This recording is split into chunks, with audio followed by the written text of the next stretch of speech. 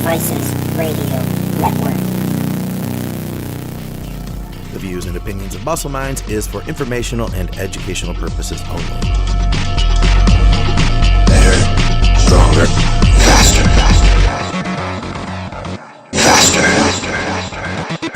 A man barely alive, faster. Better, stronger, faster. Steve Austin, faster. Be that man. Better than he was before. 0, 5, 4, 3, 2, 1, 1.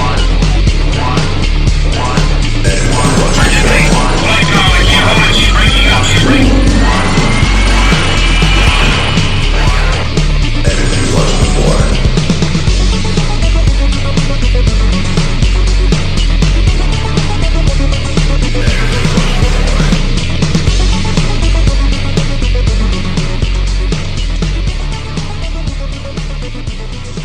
Welcome back to Muscle Minds. I'm Scott McNally, and with me, as always, is Dr. Scott Stevenson. Scott, it's been too long, man. How you been? God, where have you been all my life? I know, right? It's almost 2 weeks. It is 2 weeks, and I miss you, buddy. The time goes by slow, but the texting in between the shows keeps my heart there, and keeps me in the game. You ground me, Scott. you make me feel like I've got a place in this world. So, yeah. Hey, I appreciate you. I'll have you know, now this is not new today, but it was new.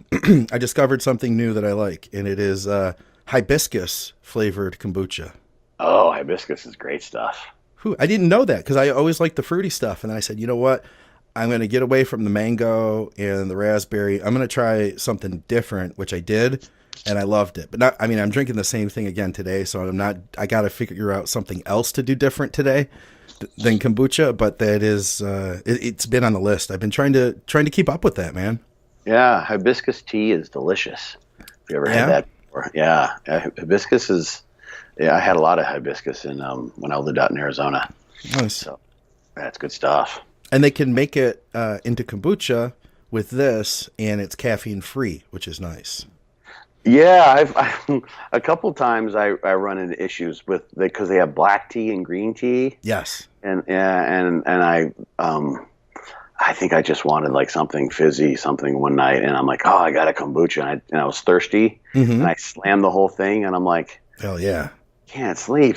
Shit. I don't think the ones that I'm thinking of the Synergy. I don't believe they have a caffeine content on there, but the tea is pretty far up the ingredients list, so it's probably got a good deal of that tea in there. So it doesn't take much. I have to cut off my caffeine usually by noon. Okay.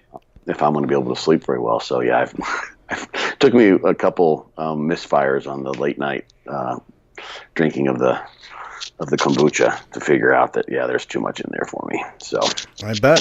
So I've got news for everybody out there in radio land. I went on Facebook this morning and I saw a notification. It said Scott Stevenson is in a relationship. Yes. Congratulations, man. Thank you, sir. Lainey Hart is the woman that I am just like falling deeply into a mad hole of blissful love with. Oh my God. That sounds intense. Yeah. The VJ was very upset that, I'm no longer on the market. If you saw his post. I didn't see his post. No. Yeah, he posted that, and then someone said, well, you can be, is my chick on the side. He said he'll just hang out in the friend zone. And someone said, he can be my chick on the side. And I said, okay, well, just so you know, VJ, the friend zone is far north of the Arctic Circle.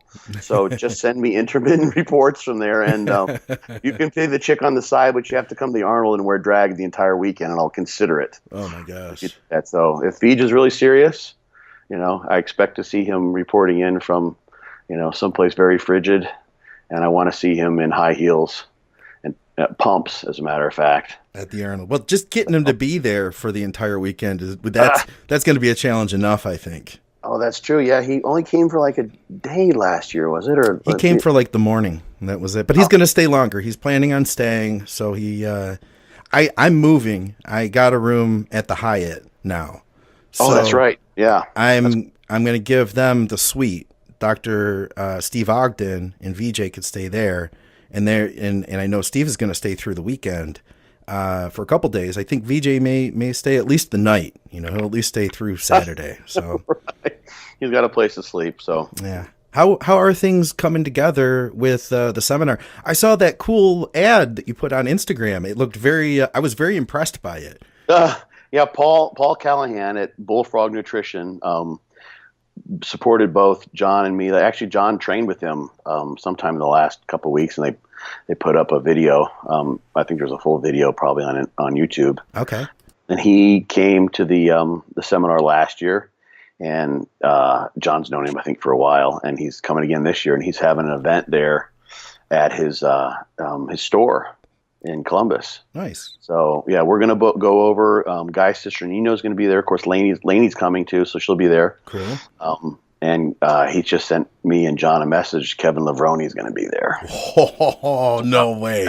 Yeah. So it's gonna be packed. Oh man. Yeah, it's gonna be packed. So, yeah, he did you see that video? On Instagram where John and Guy, and I'm blanking on the other guy's name. He's more of a kind of a YouTube star. Seems like he's a nice guy. I think he's actually gone vegan now. Great physique. He's talking about small joints. Black guy. Okay, but what did they do? Oh, they did like a replay of Rocky 3. Oh yeah. So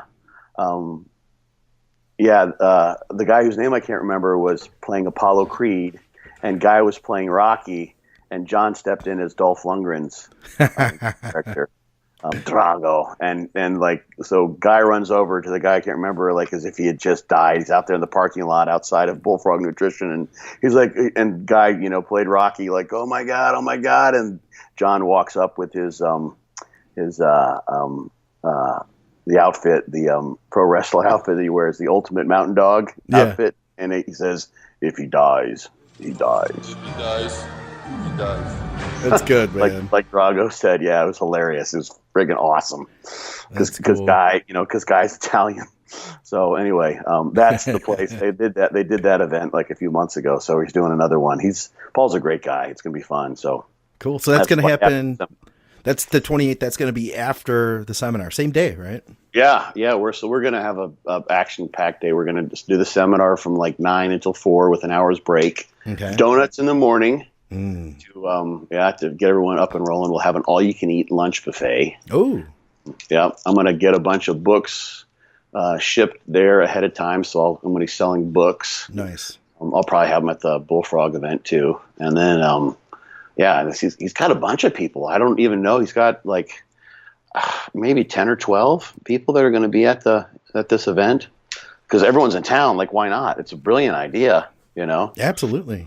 And he's associated himself with lots of good people, so he's a good dude. So, it's going to be fun. So it'll be a chance for people to come out and see Kevin and just shoot the bull. I'm sure they've got all sorts of specials and. That kind of, you guys would love it if you guys came out. Obviously. I would love to check it out. I got to squeeze some training in there sometime on Thursday. Right. I don't know when that'll be. So I decided I need to change a reservation. I need to get an extra day because I'm going to come in on Wednesday, and it looks like I'll be coming in Wednesday and training at Metro Fitness with Sarah Smith and Haley Delph and Ryan Delph. So that's cool. Happening on Wednesday. Then I've got the seminar to get to on Thursday, and I have to train something somewhere that day. Because then after that, everything's a crapshoot. Because then Skip's getting in town Thursday night, and then Friday the what do you call it? The expo really begins. Saturday morning before prejudging, we're planning a get together podcast meetup. Yeah, that's gonna be fun as hell. This will be sponsored by Best Bar Ever. Mm-hmm. So Mike Clay is helping us out with this one. We are going to have a meeting room at the Hyatt, which is literally just down the hall from the expo. It's at the convention center, basically. And, it's a good opportunity because last year, Scott, I don't know if you noticed, but it was cool. We stopped traffic for a minute there at the booth. I don't know if you noticed that, but yeah, I did. You were there and VJ was there and I was there. Victoria Felcar stopped over. even though she didn't have any of her luggage. Like Yes. she had wore the same outfit for. Sorry, Victoria, if you're listening, but I think for like 2.5, 3 days, something like that, because she had no clothes. You got to do what you got to do, though, right? Yeah. She hung in there. And so we hung out and we got to meet listeners and talk to them. But with the chaos of the expo, it was hard to be able to actually have real conversations. You know what I mean? Yeah. Oh, I hate that. I mean, I'm not a big fan of crowds, really. Yeah. And yeah, it's just screaming like that. Your voice starts to go. Oh, yeah. Yeah. And you can't have nuanced conversations that you get in the same conversation rut with everyone. Like everyone, you start repeating the same things over and over again. And that's not my favorite way to converse with people, but it's hard to get out of that because they can barely hear you. Right. And then there's people standing behind those people that wanted to say hi, which, I mentioned Bodybuilding Nerds, but I want to say if anybody stopped over to say hi last year and we didn't get a chance to talk because of all that chaos, I'm really sorry. And that's one of the reasons I wanted to change that this year. So this year we'll have a meeting room set up, which you don't even have to put a code on to walk to. You just head down the hall. We'll do that from like 9 a.m. to 11 a.m. And I'll have more details on social media here coming very shortly. And then we'll make a commercial too, because I figure it's not something we need to really advertise for much ahead of time. I'm not telling people you should come to the Arnold for this, but if you're going to be there, please definitely stop by and say hi. Scott will be there and I will be there. We've got Steve Ogden is going to be there, Skip Hill and VJ. And I believe that the Delphs will be over there. Sarah Smith should be there. And, anybody else we can get. I think that a couple people I work with, Bikini Pros, Amy Landry and Cara Trebish will stop in. And anybody else who wants to come in, it would be awesome. It'd be cool to get, if we could get like Dave Kallick to come by, people we've had on the shows, stuff like that. Yeah. That would be cool. So, and then what we'll do is we'll do an actual podcast. And instead of taking questions off the boards, we're just going to do like live audience questions, and it'll be cool. It'll be a fun time. And then we'll still be out in time to head over to Men's Open prejudging, which is going to be like just an hour after that. So it's going to be, dude, this is going to be such a ride, Scott. This is going to be an awesome week. I was going to ask, like, what, if anything, are we interfering with or overlapping with if we do that? And it sounds like, we've got it situated. What's that? Yeah, there's amateur stuff going on. There'll be the men's amateur will be happening. I think bodybuilding is happening then. But it was like, if no matter where we put it, it was going to interfere with something, or it was going to be at a time when nobody was there, So we had to put it somewhere, but that's where we'll be. And it'll be cool, man. It'll be cool. So I'm excited. As you can imagine, I'm basically trying to gear up for that now.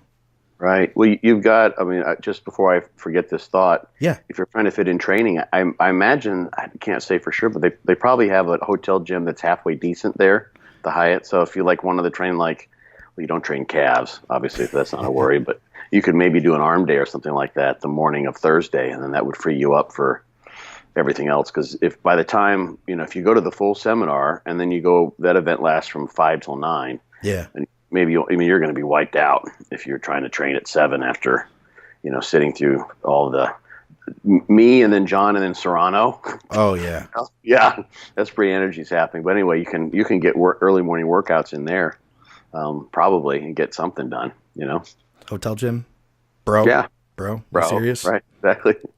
It's funny, like those aren't, you would think, but a lot of people, and this is how I am sometimes. You're walking around so much. There's no point in training because you can't recover. Oh yeah. You don't eat enough. So a lot of times, like when I've gone to Olympia or you don't always see a lot of people training. They plan on they push themselves and kind of overreach a little bit, and then just kind of eat, enjoy the festivities, and don't worry about trying to train a lot. So. It's one of those things though where like I'll get to see a bunch of people I normally don't get to see, and True. like Skip wants to train at Elite because he's never been to the compound before. Oh yeah, that's a little drive though. That's maybe 45 minutes away, I think. He wants to make it happen.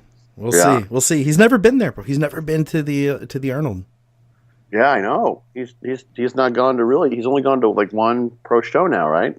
Yeah, something recently. Yeah, but I think a couple now. I think the one that was recent. I think that was just like nationals. Okay, yeah. So yeah, he's not attended a lot of shows. Yeah, so he's competed in, and maybe the local ones in Colorado, I think. And I think he's tanning for this too. Of course he is. Yeah.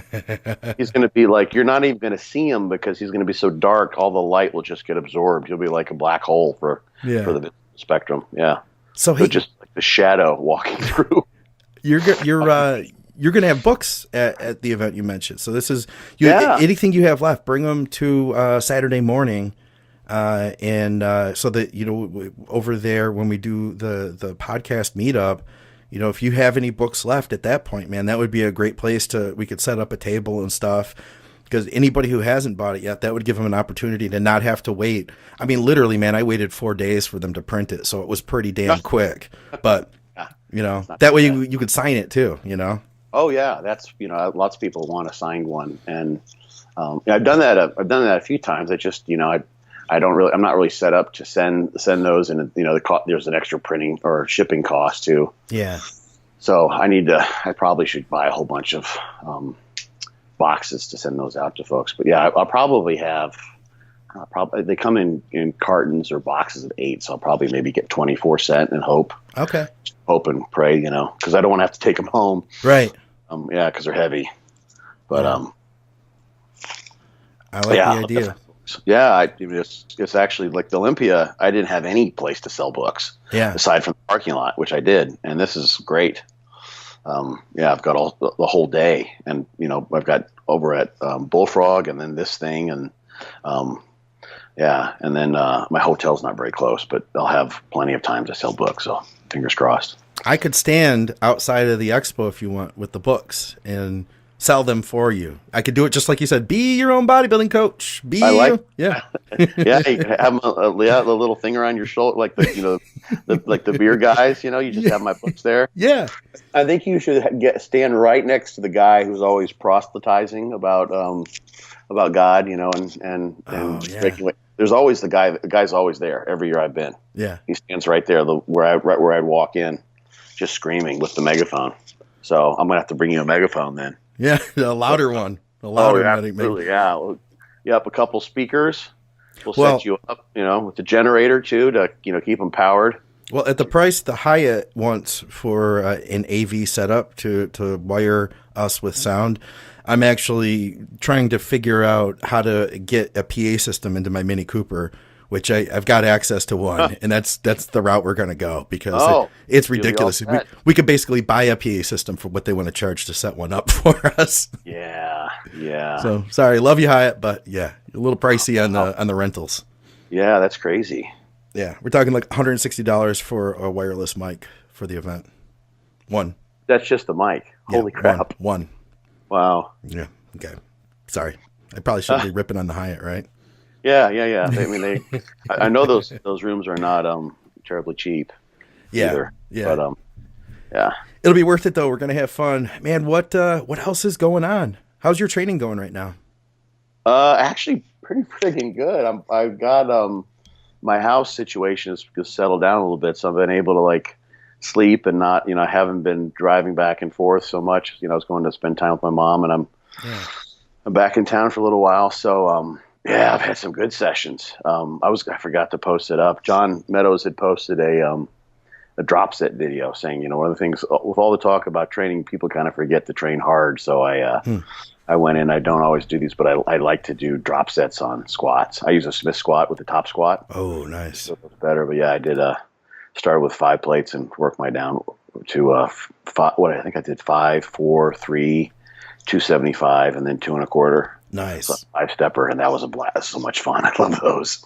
So just fun freaking I trained legs again yesterday and did top squat, split squat muscle rounds, which is one of the hardest ones, because you're just going continuously 4 reps, 4 reps, 4 reps, 4 reps, 4 reps. Oh geez, those are a blast. It just destroys your glutes. It's kind of like it feels a little bit like the Romanian split squat from hell, that the drop set that with the holds. It's not quite that bad because you're not doing the holds, but it's like that drop set. I filmed that one. It was took 4 minutes, and that's no fucking around in between, just back and forth. So literally was 4 minutes. The whole, because there's 5 sets. So it's going really well. I'm having, and my weight's going up. I'm not doing anything. I'm just kind of eating according to my appetite, but I'm sleeping, and I'm like, it's all just recovery, really. Yeah. I haven't changed anything. I'm just having fun. I haven't even been like formally going back into like fortitude training per se. I'm just kind of playing around. Laney was here. We trained a couple times. We did muscle rounds those days, and I've got better recovery. So it's so important. You know, if you don't recover, you're not going to make any progress. That's cool. Better. Yeah. So how about you, man? I mentioned drinking a new kombucha. I'm trying to do all sorts of new stuff. I really am inspired. And one of the things I did was I don't know a lot of glute exercises, and part of that keeps me from learning them because it's different and it's uncomfortable and it's a little awkward looking to do like a hip thrust, for instance, in the middle of the gym, especially when you don't do hip thrusts. Bikini competitors, please tag Scott on your glute exercises. Well, I had the opportunity to, I went in the gym. This was Saturday, and IFBB Pro, Amy Landry, took me under her wing and took me through her bikini glute workout. I love it. It was good. Yeah. It was very good. And let me tell you, Scott, guys pose in between sets to make sure you're showing the new muscular development off. You know, we didn't. It was honestly, it was we had a lot of fun and there was a lot of laughing, but at the same time, man, it was a tough workout. Like I was sweating. Yeah. I was sweating. And what did you do? Exercises did you? Well, what she had me do, we started out just working on activation. And so we did like a small band, you know, around your thighs, with just a squat, basically body weight squat, driving from the heels and squeezing the glutes, you know, getting activation, working on getting them to fire really, because that's my issue. And I think it was my issue in the past with hamstrings. Anytime you've got a weak body part, there's a chance it doesn't get that good mind muscle connection, right? Right. So Amy said she doesn't do that anymore. She said she doesn't really feel like she needs to pre-activate the muscle to get it working. She can just dive right in and it's connected. But we started there. Then we went to abductors. She said she'd work it in easy, work it in slow, like not. By the way, was it a pink band you were using when they're in the glute activation? I think it was blue. Okay. I think it was blue.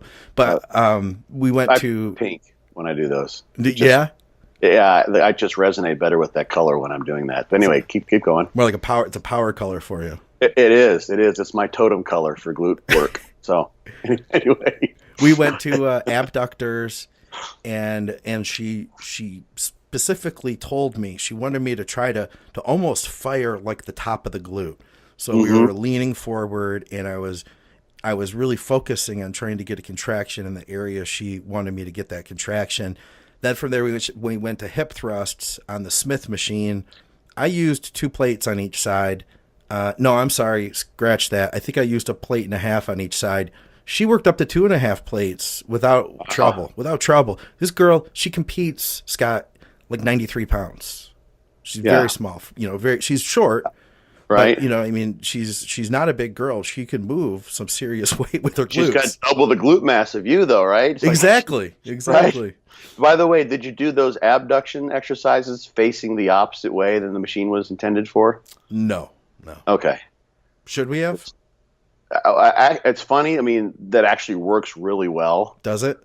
Yeah. If you film yourself, it looks like you're twerking. Basically, it's kind of what you are. It's like it's a real, it's a highly sexualized type of exercise from behind, but it actually works really well. I mean, it's one of those things where, you're like, shouldn't need to be doing that in private? Like, not something you should do out in the public gym, but it actually does work really well to do it that way. So I was being semi-facetious, but it's also a good training tip for people who can't get their glute medius and their upper glute to activate. So okay, it's not just bullshit. It actually works pretty well. And then after that, we did another squat, but this time while holding a dumbbell, and we were with our heels elevated and knees a little bit, legs a little bit closer together, and still by this point, Scott. Piston squat. What's that? Yeah, more like a piston squat. And I'll tell you what, man. By that point, my glutes were already so activated that normally my quads want to take over in this exercise. But it was all glute. It was real good. After that we did a couple little cable dealios that didn't seem to be quite as big of a deal, but my glutes were pretty tired by then. And that was it. It took us about an hour to get through with instruction, maybe a little bit longer, hour and a half. But the next day when I woke up, Scott, it was surgical in the DOMs that I experienced. It was surgical. No hamstring at all. No quad at all. Just all in the glute. It was beautiful, man. Yeah. Yeah. That absolutely will happen. So that's a game plan, is to try to surgically target glutes a little bit better. Being that I'm doing a push-pull leg type routine, I'll probably work the glute work in like every other time, because I end up training legs twice, so about 2 times every 8 days is what it comes out to usually. Do your glutes lag that much? They do. Yeah. Okay. That's my weak link, and they look fuller when I'm in off season, but when I diet down, it's in that last 4 weeks, Scott, where you're really pushing to get that last bit of fat off. Mm-hmm. They just go flat on me. And so it's hard to get them to come in. So that's the game plan, man. I think, with like 3 months of hard work and good eating, I think I'm going to be able to make a visible change, because it's going to be like newbie gains, Well, let me ask you this. Do you squat deep when you squat? Do you do your leg presses deep? I do, but here's the thing. When I used to squat, I would squat really wide. It all would go into my hips and glutes. My quads got zero development. And so I started training, and it was actually VJ that showed me this. We brought my stance in, and I have, we talked about the awesome calves the other week. They have no flexibility. So I elevate my heels slightly. And with that, I can just bury a squat with all quad. Right. And even at the bottom, I could use my quads. My focus has always been the last few years to almost contract those quad fibers as I drive up in the squat, and think of the quad shortening, as I rise. Sure.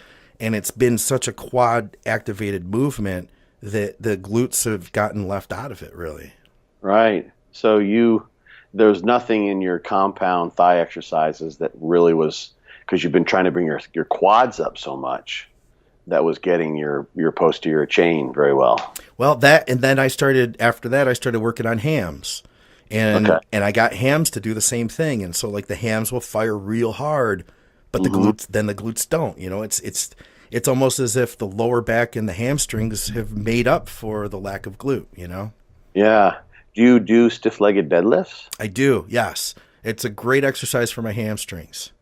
You don't feel any glutes there, huh? I do, but my hams get the blunt of it, Yeah, I mean it's what it's really for. But I'm just wondering, because my glutes have never really been an issue. But what I found is that like doing like heavy squats, I don't feel, unless I stay light. If I want to really go heavy, my squats will tend to be a little shallow. Okay. But they tend to be really my glutes were highly overdeveloped. Okay. My legs in years past. And so my glutes probably tend to activate. What about doing Romanian split squats or like lunges? I have to be careful with them. Those are something I've kind of stayed away from. When I start bringing one leg out in front of the other, it does something to the SI for me that causes a little bit of an issue. So I haven't done a ton of lunges, which that would probably help if I could do them. Yeah. Because I even saw someone ask John on I think it was Instagram live video, what's a great glute exercise? And he said Romanian split squats. Okay. He referred to that. And my glutes were just whacked. Oh, I bet. Whacked from doing that, I bet. Split squat. And that just does that. You go nice and deep like that, and there's a huge stretch. The more hip flexion you have, the more glute activation you get. Okay, that makes sense. Yeah, so I only throw that out there. This is actually something that we talked before the show about Paul Carter, and Paul and we didn't talk about glutes in particular, but we were talking about the topic. He actually had a training question to throw at me, and we got off topic. We usually don't even talk about training when we chat. We just talk about relationship and life issues and other things aside from bodybuilding per se. But there's such a push now. There's just the landscape in terms of how to put on muscle mass it's a pendulum, that swings back and forth. And, at times, maybe partly driven by Dante. And I think to some degree, rightfully so, there became more of a push towards progressive overload. And of course that can be overdone, where you're just trying to move weights for the sake of beating the logbook and you're not really training the musculature per se. Yeah. And now, like one of the things we brought up in our conversation is like so many people are doing like, I see face pulls all the time. Like everyone's doing face pulls, and those, for some people, and Paul does those. I really don't do them because I tend to get a lot of trap and shoulder girdle retractor action from doing, frankly, from doing 3 and 4 plate bent over rows. Like that kind of gets for me. So, that's kind of the thing that people miss out on, is in some degree. And you've been at this for a while, so I think your solution is a good one. Like, that's why I was asking those other questions. But I think people will skip ahead in a certain sense. Not that that muscle activation of the target muscle during the exercise you've chosen to train that muscle is absolutely paramount. But I think sometimes people will skip past the idea of using, in a progressive overload situation, more compound exercises that lend themselves to that, and go right to all of the isolation, especially, fluff / foo-foo exercises. And part of that is, because of what they're seeing, so many people do, and what a lot of times pros can do and get away with. Yeah. Seen there was a person, I won't say exactly, I don't want that, there's no way this person would know, but there was a woman who was obviously a competitor. I'm sure she's probably a pro, who was training at a gym I was at recently. I've actually seen her there training. She trains legs quite a bit, fits her division. Phenomenal physique, like Linda Murray, like muscle flow and small joints and the whole thing. And she's on a hack squat, unloaded, like no weights at all, nothing. Really? Yeah, and that's how she's training. And so pros who, we often mimic because they have the best physiques, it makes logical sense, can get away a lot of times with getting really good muscle growth doing exercises in that fashion. They don't have to put forth the effort to get the same results. So various aspects of the sort of the social media landscape reject this idea of doing, a lot of isolation exercises, and they can bypass the what Jordan does, for instance, right? Not professed. It's like, okay, you want to have a big back? Not everyone, but like someone asked me this actually, I think on Instagram, not like maybe a week ago, is like, do I need to do deadlifts? I think for a big back, or maybe it was bent over rows, one of the two, and I think it was deadlifts, and I said, maybe not, but if you really want to find out, get to where you're pulling 5 plates from the floor for half a dozen reps. Yeah. And if your back still hasn't gotten big, then deadlifts probably aren't for you. But at that point, you know how to train hard. Yeah. You're going to be able to kick ass and get the most out of whatever exercise you do find that is a good one for you. Yeah. And that's a whole different mentality from, I'm going to try face pulls. I'm going to try, one arm seated cable rows with, supination and pronation through the range of motion, and all those things which absolutely have their place, but people, it's kind of like you've got different tools, all of which can be useful, and some of them are easier to wield, and some of them are more difficult to wield, and sometimes the more difficult to wield ones are going to give you the better results. The harder the results are to some degree commensurate with your effort level. Sure. Yeah. And some exercises just they command more effort. Doing 500-pound deadlifts is harder than doing face pulls. No one's gonna, I don't think, argue against that. Right. And I would say that if you get up to where you're doing whatever your weight is, something, really impressive. This was a podcast I think I did with Steve Hall, maybe, where that was sort of the tagline he applied to, is like, make yourself into a really impressive lifter and your physique is going to follow. Yeah. And so if you're someone who's, squatting 5, pulling 5, and, benching 3+ or what have you, or incline press, probably a better choice for pec tear safety. Yeah.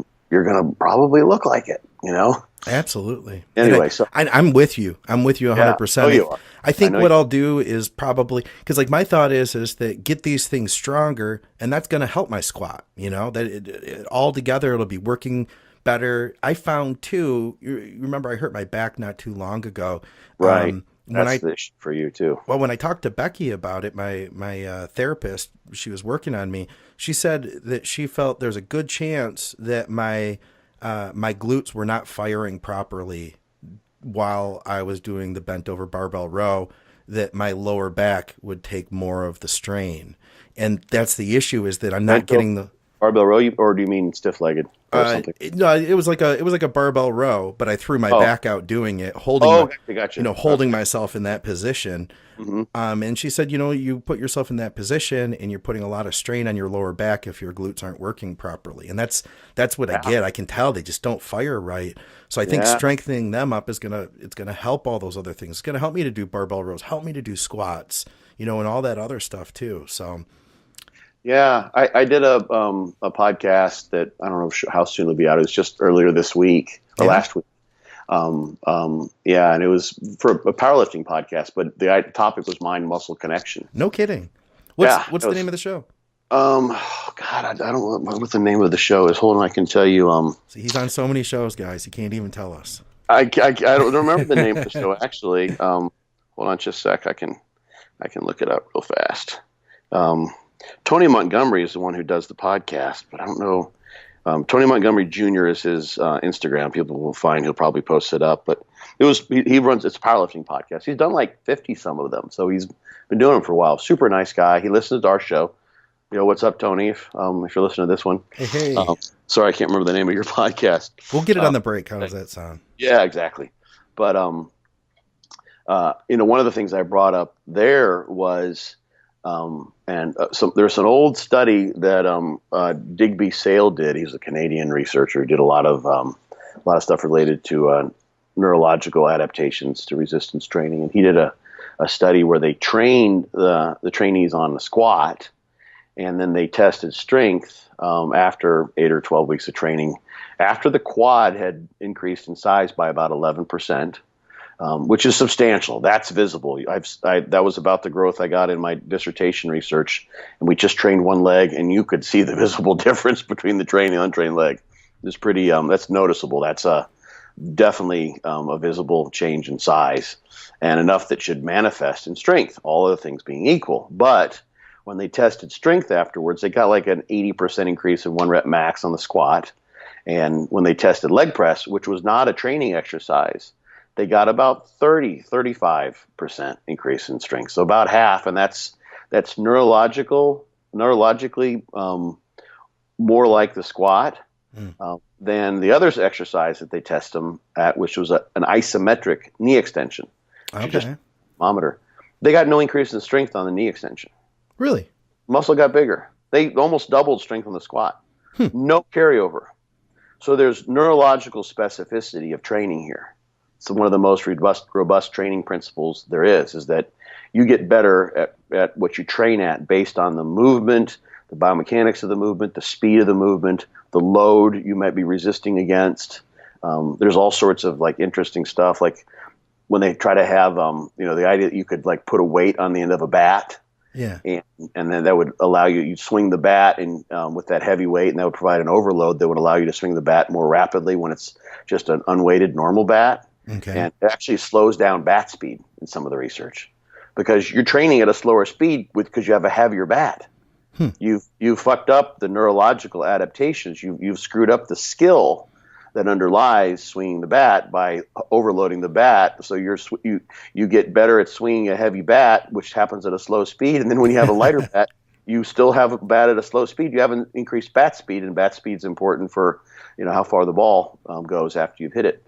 So one of the things to consider with what you're talking about is you have to translate those muscle mass gains that you get from this training into doing those exercises. Because you could have bigger glutes and have them not, unless you've actively been doing those other exercises where you want to have that muscle mass involved, like squatting, you need to be doing some squatting too. Yeah. So you're training your nervous system to utilize that new muscle mass in that novel exercise, even if that's not the main exercise that actually is bringing on the growth. Absolutely. Eventually it will be, and eventually it can be once you've learned how to one activate the glutes, which is what you're doing now, and then most importantly, perhaps for the long haul, learn how to activate the glutes in other exercises where be more so activated. But you got to do that. You have to you can't just all of a sudden go back to having no attempt to make a mind muscle connection and just presume it'll just happen. So there has to be some way of doing it, like the pre-activation idea, and then maintaining those internal cues. Yeah. The thing that's too interesting too, like we're doing what we did last podcast, Scott. We're not getting any questions. We're just going on. But it's okay. It worked out well.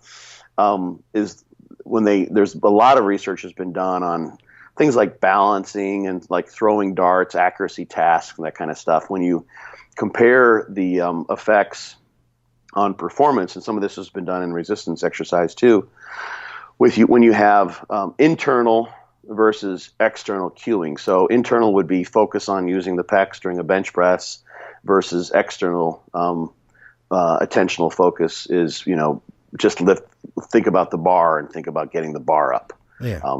You get a better performance, of course, when you have an external attentional focus, because you're going to use all the muscles that are involved that you possibly could, like a power lifter would want to lift the heaviest load. So you have a performance advantage when you're focusing on the actual task external to your body. But when you focus on an internal thing, like make sure the glutes are a prime mover, or the pecs are a prime mover if we're talking about a bench press, performance is impaired in terms of strength as it manifests on that movement.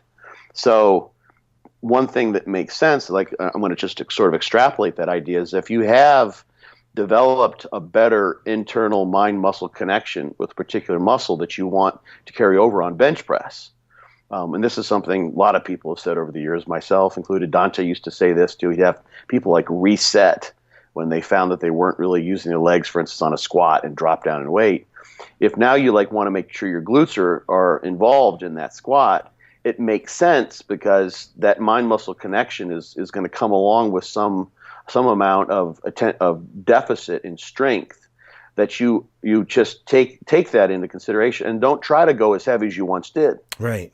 You'll lose the mind-muscle connection. There's research showing that too. Above about 80% of a 1 rep max, people can no longer differentiate. They can't preferentially activate the triceps versus the pecs. In one particular study I'm thinking of. Or if you try to move the weight too fast, another study has demonstrated that you lose that mind-muscle connection. You can't preferentially activate the muscle that you choose to. You're getting sloppy, just to use the basic kind of lay term about it. So in order to take that new mind-muscle connection that you're picking up on with these glute exercises, for instance, and then ensure that that's being used on things like a squat or a stiff-legged deadlift if you want to, or whatever other exercises that you want to also contribute to that glute growth, you need to it makes sense, at least. You don't need to do anything, of course, but it makes sense to drop your load down, stay slow and controlled, and just take that hit in terms of weight.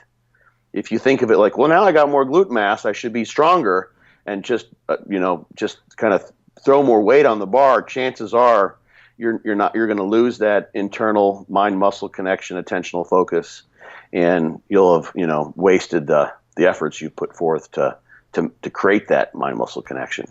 I could see it. At the same time, I just know for myself, it's like if I get the muscle stronger, for me at least, it's that I know it'll be more likely to activate. And I guess I see what you're saying, and I don't feel like I don't think I'll fall prey to not using it. You know what I mean? If that makes sense. Yeah. For you, right. If you see it, you've got internal attentional focus. Yeah, I guess so. I guess then that's you're good. What it is. I absolutely agree with you then. What is it, just out of curiosity, since we're talking about this before we go to break, what's been a body part for you? And I can't remember if you've told me before that you've had to give attention to, like what we're talking about here. Chest. Oh, we did. Yeah, that's right. We did talk about that before with chest. Yep. Yeah, I have to be really, really cognizant. And when I am, I definitely can tell. And it's so crazy. I get so, you start to get to the end of that set and you start wanting to bear down and get more reps. Yeah. I could probably truly take the pecs to failure, with the form that I know I need to have to make them, the weak link, so to speak. And then I could probably bang out 3 or 4 more reps in a typical set. Yeah, I just, just kind of, forget about that, and I could get much more. So it's something that even though you've been dealing with this for some time, I'm sure you figured this out a while ago, you still have to be aware of it today. Yeah, I absolutely do. I can, because I probably tend, I enjoy being like on the far end of arousal when I'm training. And the more aroused you are, there's sort of, you end up, high arousal can have a negative effect on skill expression.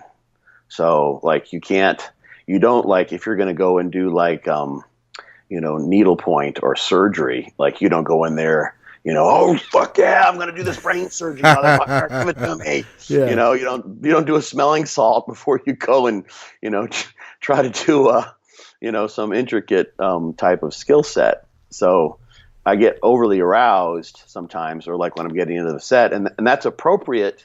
It's fun for me. I love like digging in and getting into that zone. So that's appropriate maybe for a deadlift, something like that, or a squat, where I've ironed those pathways out, and I have to choose the right exercises that lend themselves for me. This is another part of bringing up weak muscle groups is, you can do some mind muscle focus on exercises that may not naturally work that well for you, but you want to pick exercises that just because of the loading curve and the biomechanics of the exercise and all the particulars of you are your best ones. But I love to get all amped up like that. So, when I'm training chest, I'll get too overamped, and then I'll have that tendency to just want to go to town.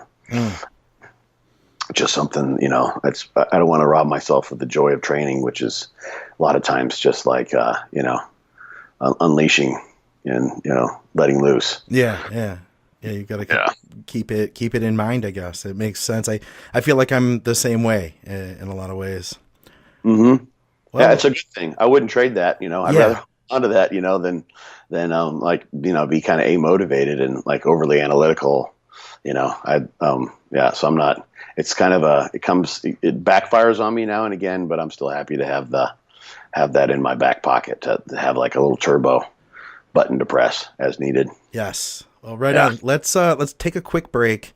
Cool. Let's come back, and I know we've got at least one question that'll be a quick one to answer, and then we've got some more bodybuilding stuff, and I think there was some little bit of off-topic stuff too, which could be interesting. Yeah, absolutely. All right, guys, we will be back in just a second.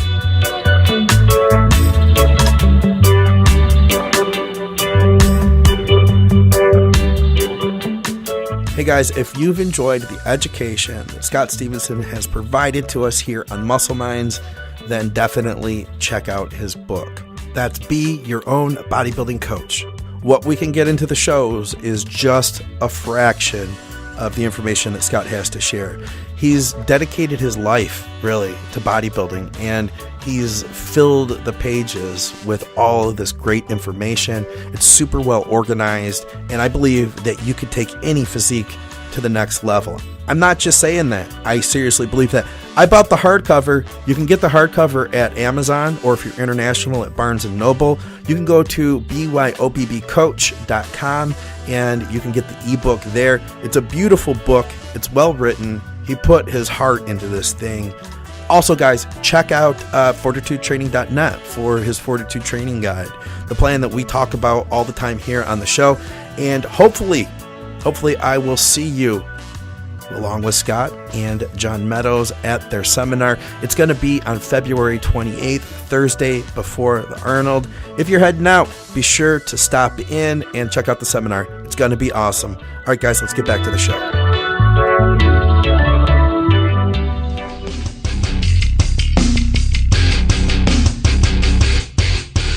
Hey guys, why are you using sports nutrition that was designed for someone else? At TrueNutrition.com, they offer the world's largest selection of quality protein powders, and they let you design your own custom blend from a variety of powders, flavors, boosts, and packaging options, like the Team Skip blend, for instance. That's over 20 billion possible combinations to create a protein powder tailored to your diet, your goals, your tastes, and your budget. TrueNutrition.com also offers the ability to create delicious custom oatmeal blends. And they're third-party tested, proving that all their supplements are ensured to have the highest level of quality and value. Don't be a sucker and pay for fancy packaging and gimmicks. Discover the source that bodybuilders trust and stop using mass-produced nutrition that wasn't designed for you. TrueNutrition.com. And use our code ADVICES at checkout to let them know that you support the shows.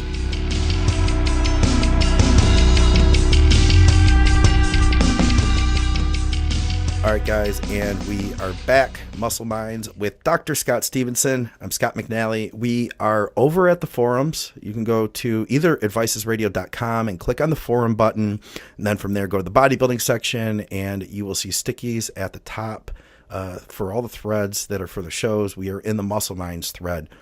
This is from T. Werbrook. He says, "Hey, guys. I'm sure that this has been asked a million times. In reading ahead, I think we did talk about this on another show. We may have talked a little bit about it here.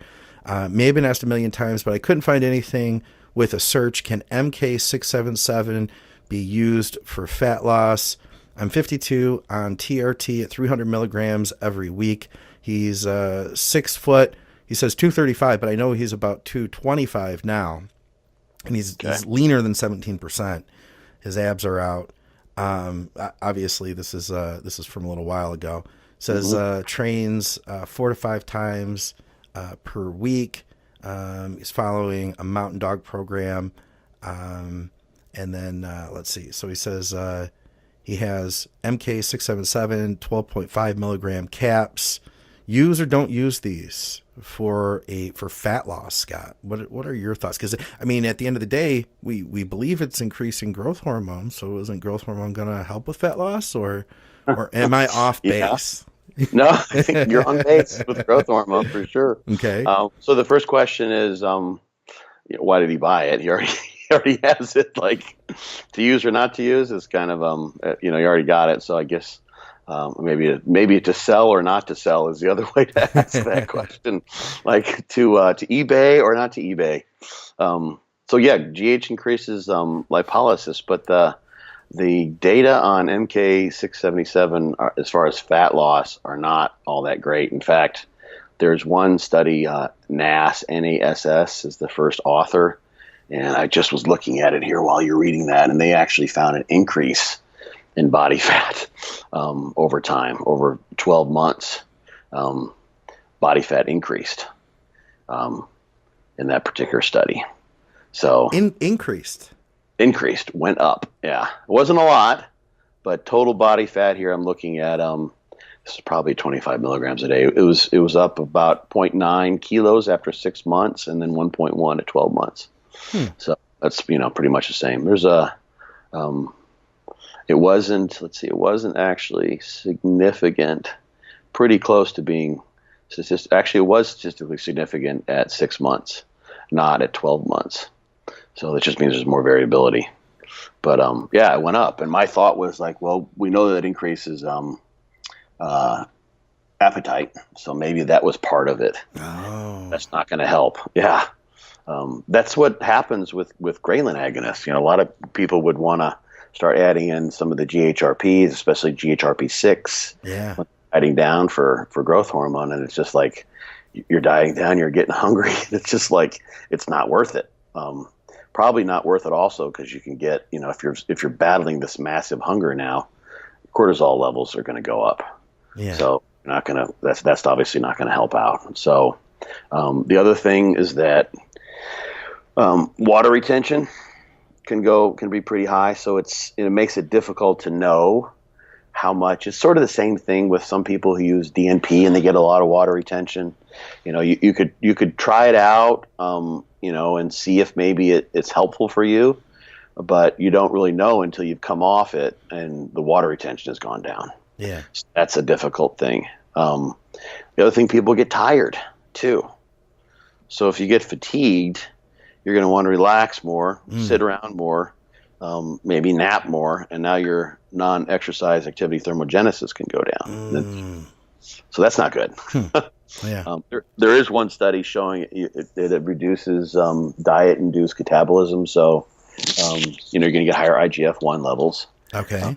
So it can help with holding on to muscle mass. So there's something there, and there's variability too. That's the thing. It seems like if you look across, what people are saying about MK677 on the board, some people don't get as much water retention. Some people do. Yeah. Some people like on the. I remember when the GHRPs were really big.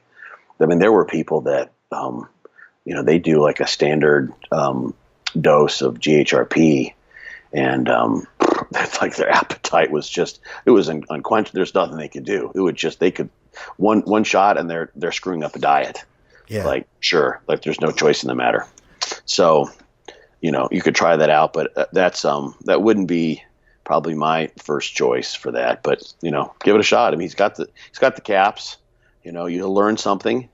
If he wants to use it, I'm not saying he should use a drug or not use the drug. But if I had a supplement that I already purchased, I would think about, well, I might as well, give it a try and see what happens. But I wouldn't count on, any magical, effect like you might get from pharmaceutical growth. Okay. Yeah, we figured we'd just make that one real quick. We had a couple other things that we hadn't really talked much about before. I like saying this guy's username because it's funny. Calls himself Fungus. Fungus, yeah. Got it. Fungus among us. Yes.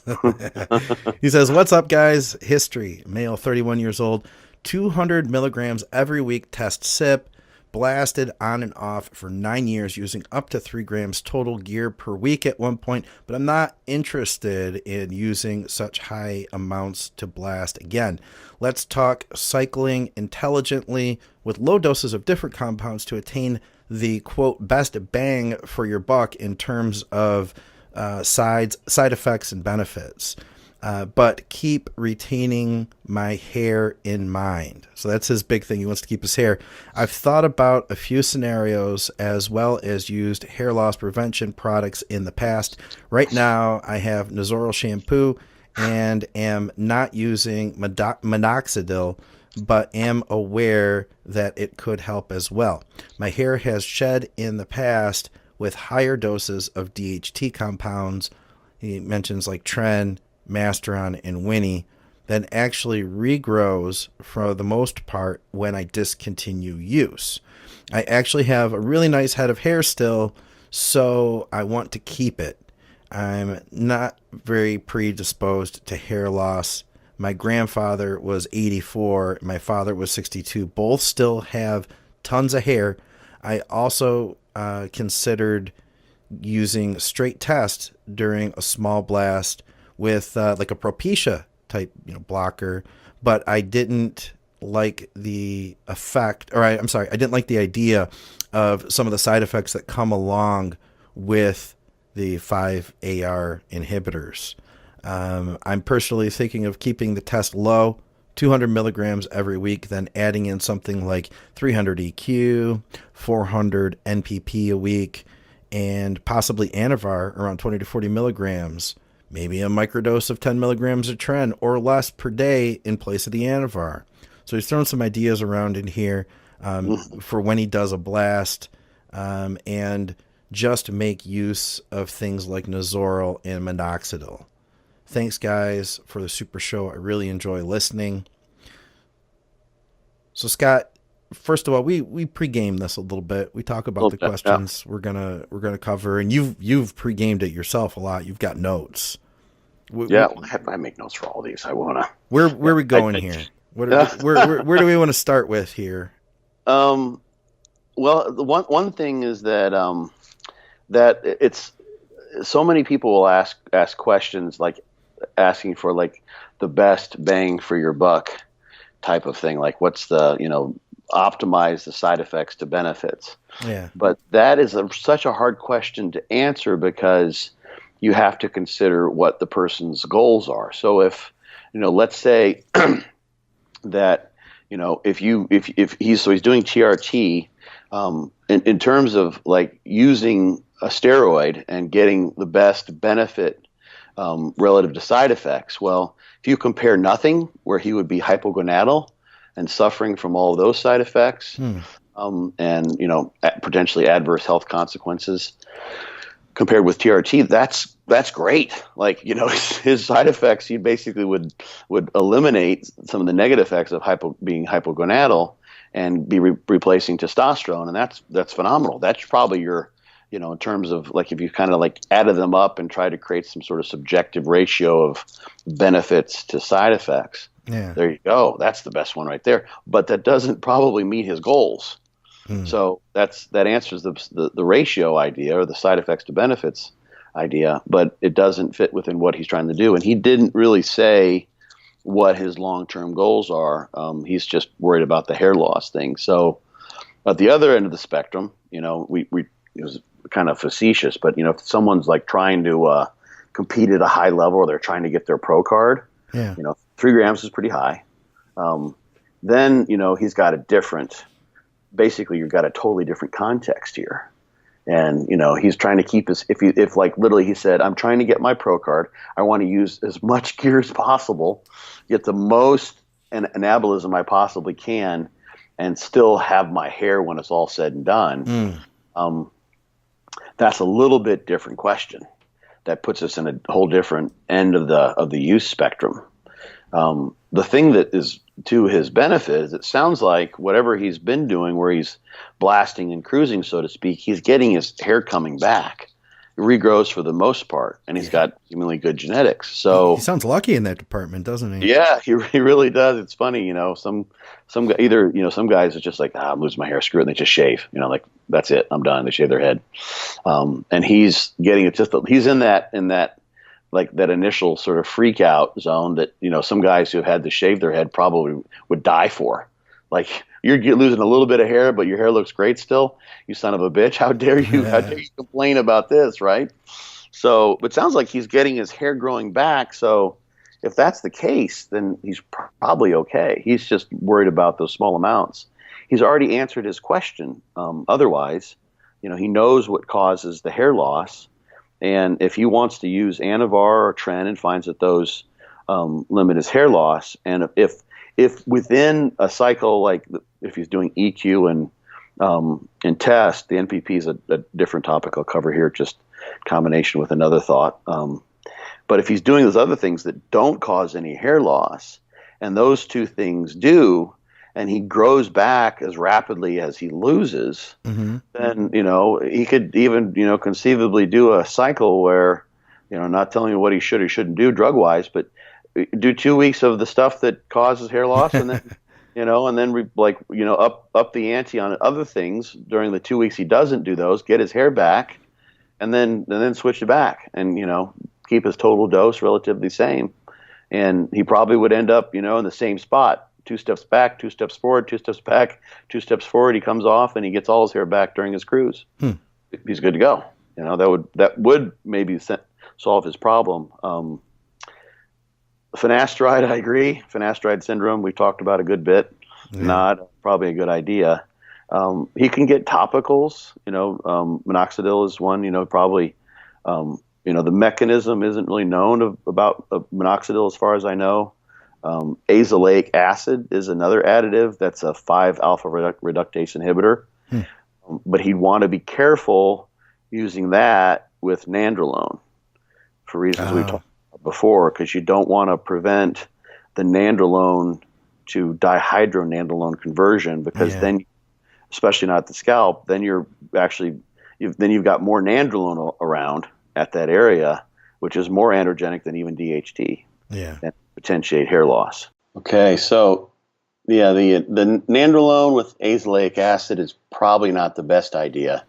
That could be true also of the minoxidil. I'm not sure on that one. So, he might be a little careful with that if he's going to apply that. So, but otherwise, it sounds like he's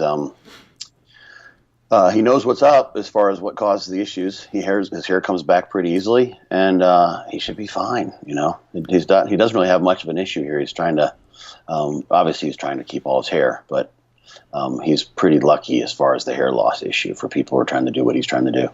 You know what? We talk about like the different pros that we would like to talk to, and everybody's curious to know, like, well, what did Jay Cutler run? You know, back in his day, what did Ronnie run?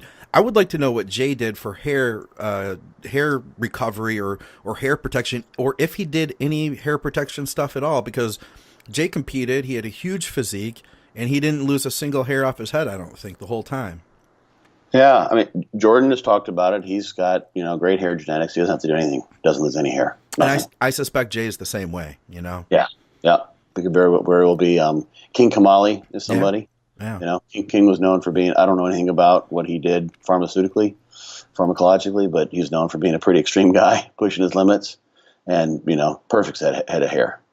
So there's a genetic component here, obviously. And it sounds like he has those genetics. One last thing I want to ask you, do you know much about the Nazoral shampoo and how that benefits us? Because from what I understand, it does help to neutralize androgens at the scalp.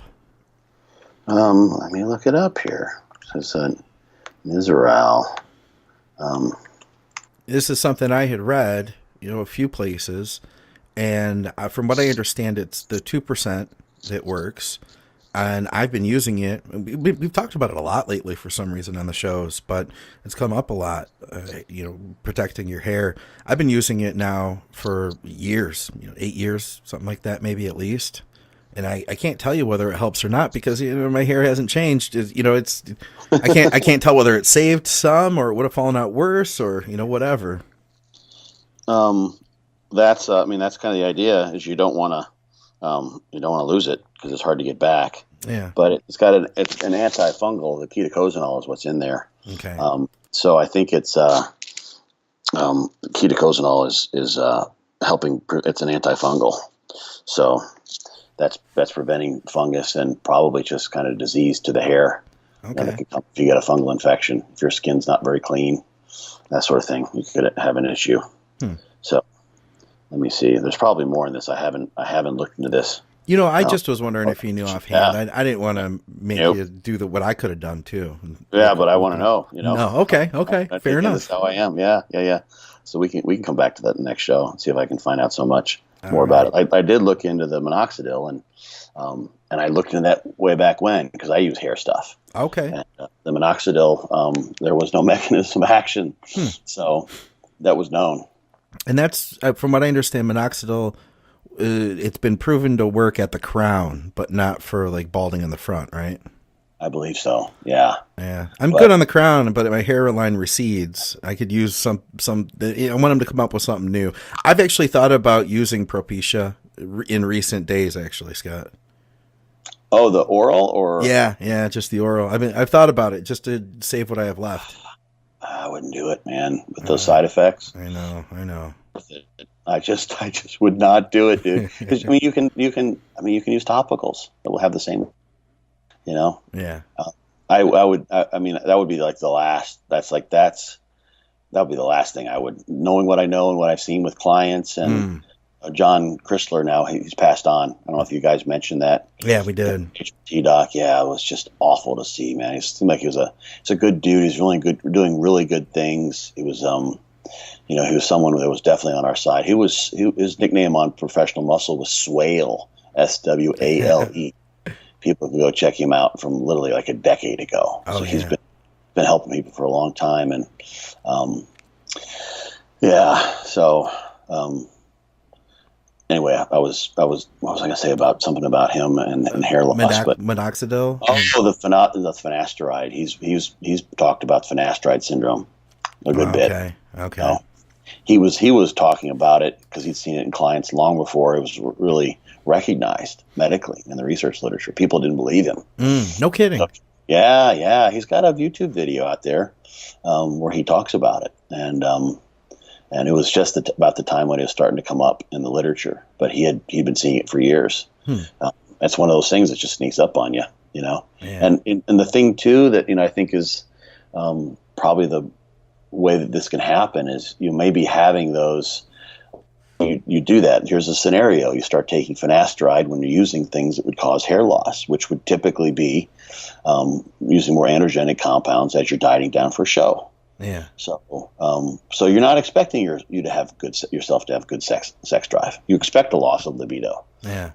And it would happen anyway. So whatever effect finasteride is having could be masked by other compounds you're using. Like if you maybe like nandrolones for their purpose for growth, that's not going to help your sex drive for most people.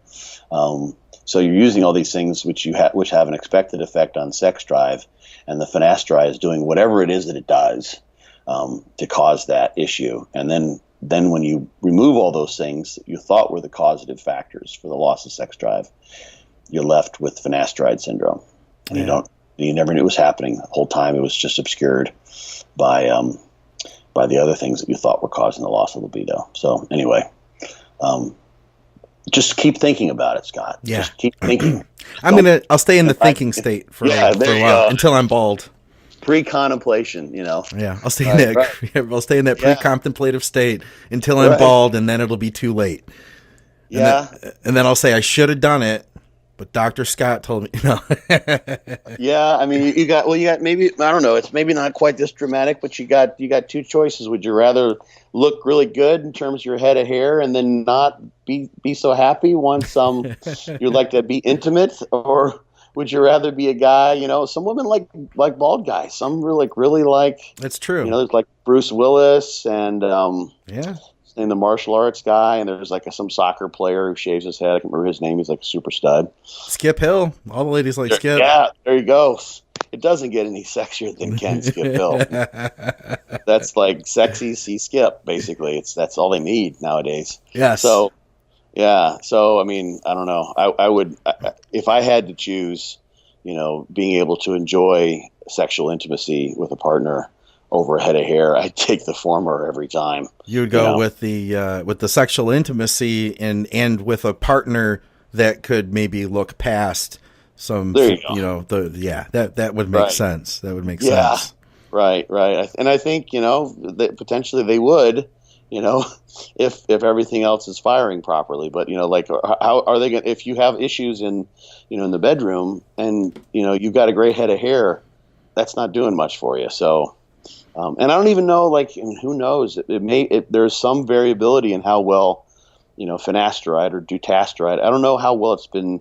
Dutasteride has a dual action in that it acts on both isoforms of the 5-alpha reductase. Yeah. So it would,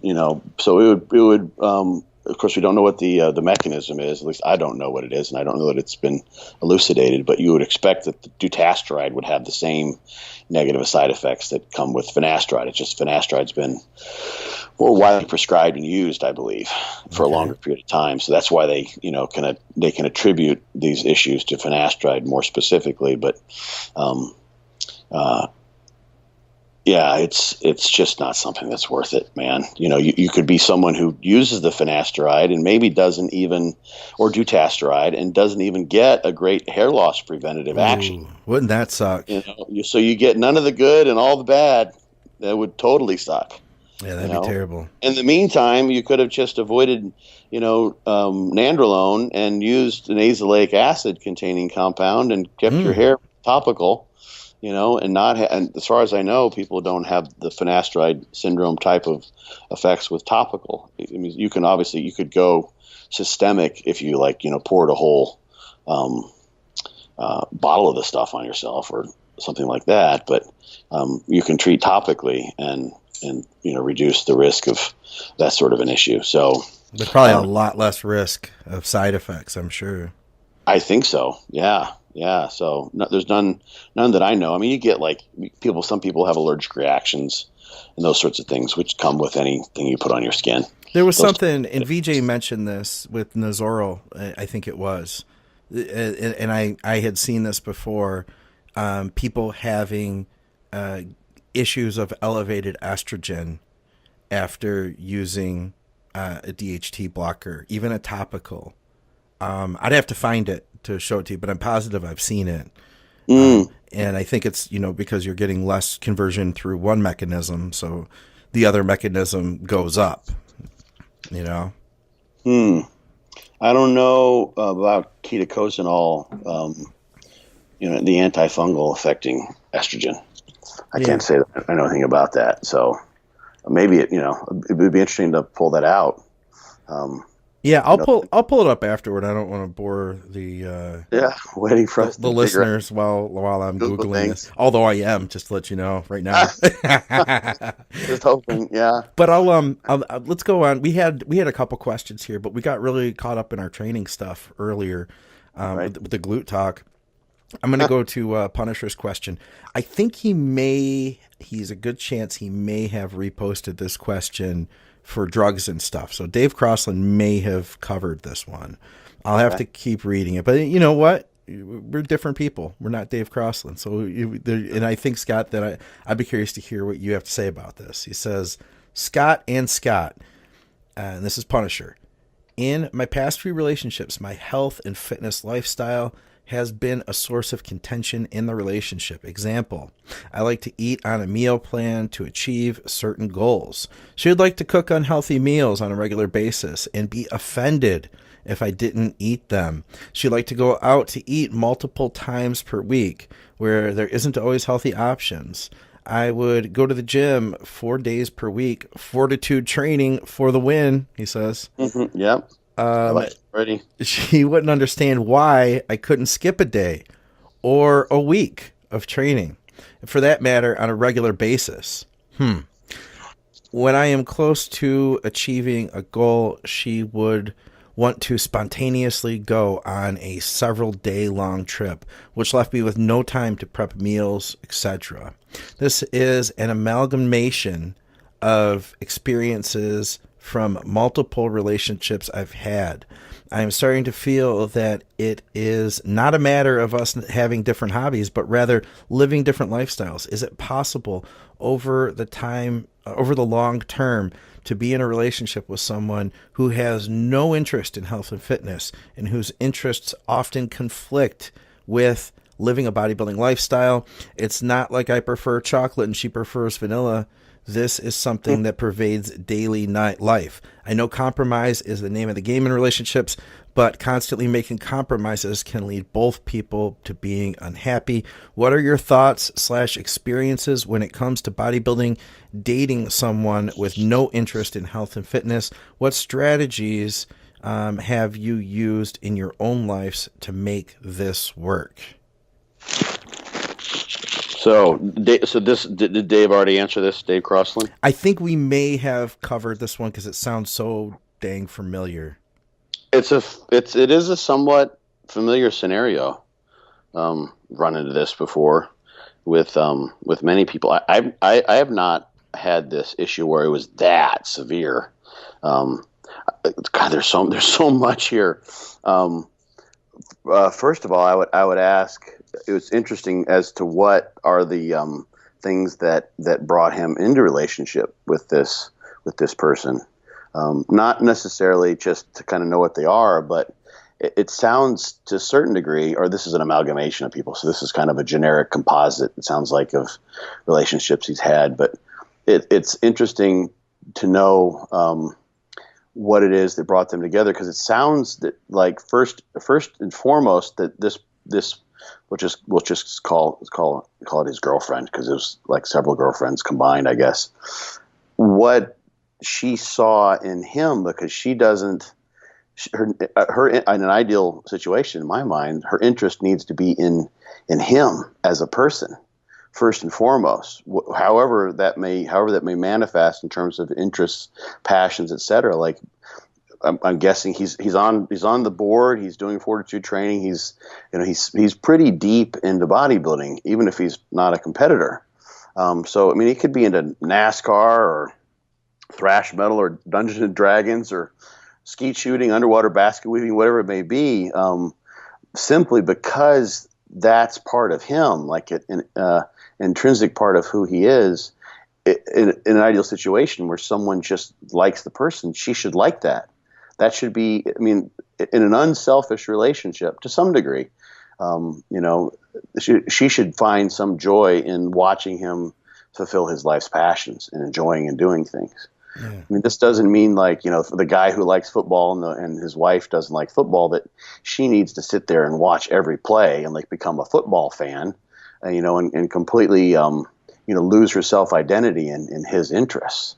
That's silly, and the type of thing that you could see in a codependent relationship, which is not a healthy type of scenario. But it sounds like these types of behaviors, like the spontaneous desire for a trip that sabotages his training progress, that's an unhealthy need for attention in some way, shape, or form. Yeah. That suggests that she's not getting, that she doesn't love him in the way that would be ideal. That she has, maybe even, a bit of narcissism underlying her needs. She has some sort of kind of a sense of entitlement, meaning that, my needs are more important than yours. It's hard to know without knowing some more details.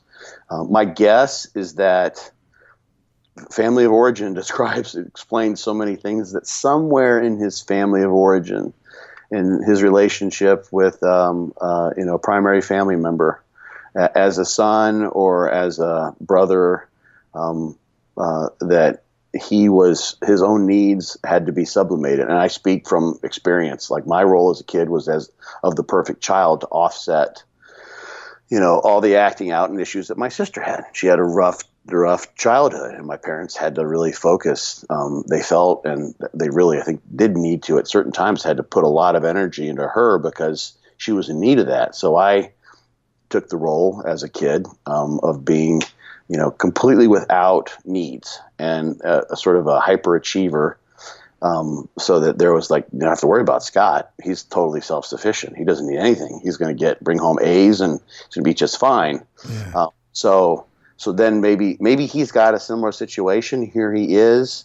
He's managed to find a person in this partner who recreates that family of origin scenario, where he's got to be everything to her, and his needs are not even really recognized.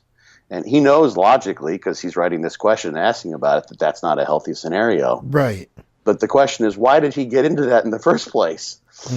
Like if you looked at like the, kind of the Venn diagram of things that he's interested in life, probably his main passion, and there's a reason why they call bodybuilding a lifestyle, that can be very, very self-absorbing, and it attracts self-absorbed personalities without a doubt. And he doesn't actually sound that way from the way he phrased this question. He sounds like he's a pretty a balanced guy who's got a passion for bodybuilding. He's not an overly selfish person. He's not like, it's not a rant, about this, pardon my French, kind of this selfish bitch, or what have you. He's just trying to figure out why this is happening to him. But he's got a pretty big passion for bodybuilding, and she doesn't have that. Yeah. So like maybe half of his like free time interests, are going to be spent in pursuit of bodybuilding. He enjoys, the regimen. He enjoys the lifestyle. He enjoys taking care of himself. He enjoys watching the gains that come in the gym. He likes the act of training. He likes learning, because bodybuilding, at least especially for me, is a learning endeavor too. Like, so many bits and pieces, and she doesn't seem to fit with any of that. So their Venn diagram is missing on like half, I'm guessing, just kind of ballparking it. So why is he doing that? It doesn't mean that she has to be a bodybuilder. There are lots of, John Meadows, comes to mind. His wife, Mary, is a wonderful woman, and she trains with him now and again, but she's never competed. She doesn't have any desire to do any of that. She knows obviously a lot about bodybuilding because she knows and loves John. But she's not a competitor, and she knows. I mean, of course, for John, it's part of his livelihood too. But she's very accepting of everything he does because she loves him, and she knows that he loves bodybuilding. So that's sort of the ideal situation, I think. And so, why did he get? I'd ask why he's getting into this situation. Right.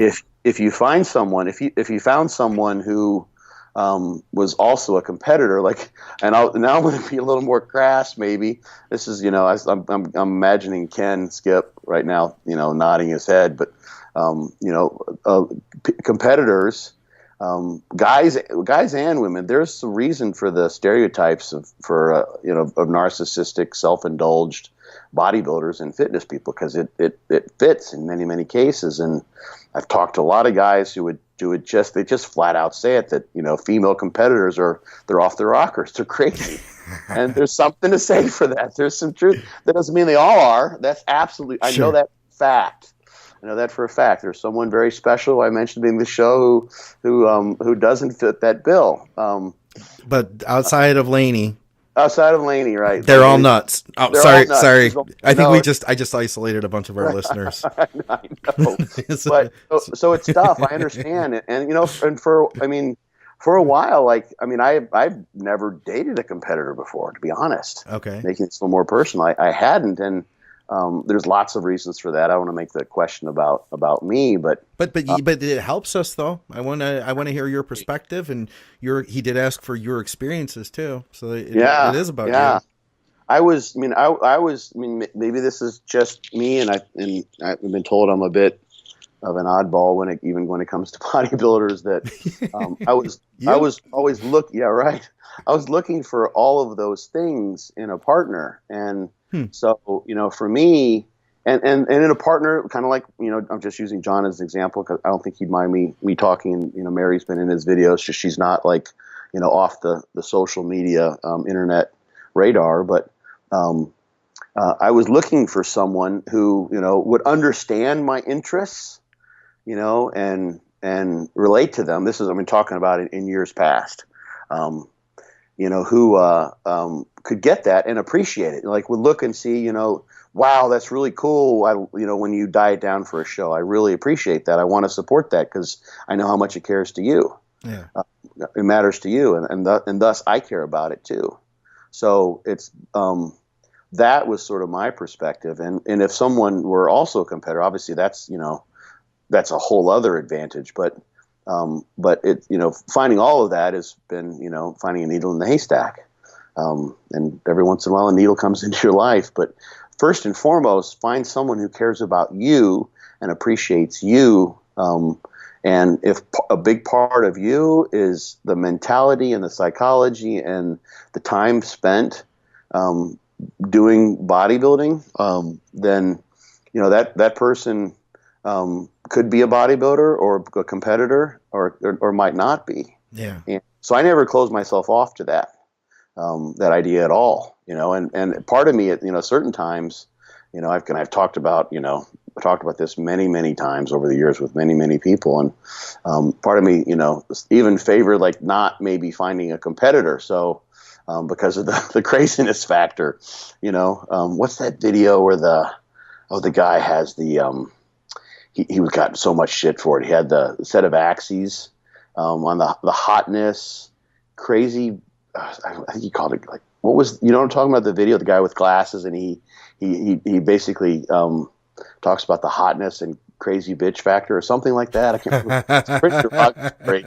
He got a lot of shit. He was actually, I think he's from Tennessee. Okay. He was the city council, and they booted him for this because that's funny. Yeah. Oh my God, he got attacked. But it was totally tongue in cheek, and he was just talking basically that, the more attractive a woman gets, the more likely she is to be a little bit off her rocker. And it was, pretty funny, but I've played it for a lot of women when they think it's funny as hell. So there's something to say for, finding someone too that can also edify you, like someone who has an interest that you can also come to appreciate. Yeah. A passion. And that I think is important as anything. It sounds like, with someone like this who's not appreciating something he's passionate about, they probably don't have in their lives a passion that is matching. That's a great point. It's super important. So it's like they're passionate about whatever it may be. Maybe they're another type of athlete, and they just really dig that. So they can see how you're so passionate about what you are, and you on the flip side can see how they're so passionate about what they are, and then you begin to learn what their interests are, and then you become better from knowing what they do and seeing, and that's a tremendous source of intimacy when someone can teach you something and show you a new way to look at the world in small or large ways. then you become one another's teachers, and you interweave your life in a way that's, just tremendous. I feel like you'll find there's a lot of guys that have hobbies that whatever it might be. I feel like in general though, if you talk to a guy, he's got a hobby, whether it's video games or working on his car, or for us it might be weightlifting. I feel like there are women out there that have hobbies and have interests, but I've also met women that like their interest is a relationship. Like that is their interest. Right. Yeah. And I think that maybe sometimes that kind of thing can come up in there. I don't know. I think of the problems that I have encountered maybe more like when I was more unbending with my diet, and it maybe would cause more inconveniences in the relationship. I feel like for me, it's not an issue now. I don't know what it is, but anybody that I pick they're totally on board. But, your picker's getting better. Maybe that's, I wouldn't go that far. It's not perfect yet. Yeah. I've fallen prey to the broken picker syndrome. I felt like, what's wrong with my picker here? It's just not working, but yeah, go ahead. Sorry. So just one thing, I think that, if you find, a partner that has their own passion, then they would be more likely to relate to you. I think of even like, one woman I know who's really intelligent, and her passion is education and learning. And that's like her thing. You know what I mean? It's like she could take that. She could then maybe relate to me better. But I don't know if every woman has a hobby or an interest outside. Because like I said, I've seen some women that do just that their interest is a relationship, and that's what they want to focus on. Versus, I think that, and I've seen a lot more guys that are like, they've got something, like I said, no matter what it is. Looking at it from my perspective, I think about like how important bodybuilding was to me, especially like before I worked, in bodybuilding. I think of like, I came back to Michigan and I wasn't using any education for my job. It was just a manual labor job. And bodybuilding to me was like a saving grace to have this one thing in my life that was actually like for fun and for me, and I loved it. And to think that, somebody in my life would want to take that away from me, I couldn't understand wanting to be with that person, Yeah, I hear you. I feel like I'd want to be with somebody who supported that, who at least understood it, who at least understood, hey, this is the fun thing he does that keeps him sane, Yeah. Is he has to deal with these other things he doesn't want to do, but it's less of a question for me now. I do think though that maybe there is compromise in there. Why is she feeling? Why are they doing this? What are you? Are you doing anything that's maybe making them feel resentful towards bodybuilding? One side of a three-sided story there. Yeah. Because I think that I've seen it where, the longer I've done bodybuilding, the better I am at finding balance. And there was a time, Scott, that if my significant other was like, hey, let's go away for 3 days. Now, if I was like, 8 weeks out from a show, I might just say, no, I can't do that, but let's say I'm just doing my thing and I'm in my off season or whatever. It's not like an important moment where I'm getting ready for something that's going to happen, soon, and this could affect it. I don't think there's anything wrong with like just letting off that consistency a little bit and bending, being a little bit bending.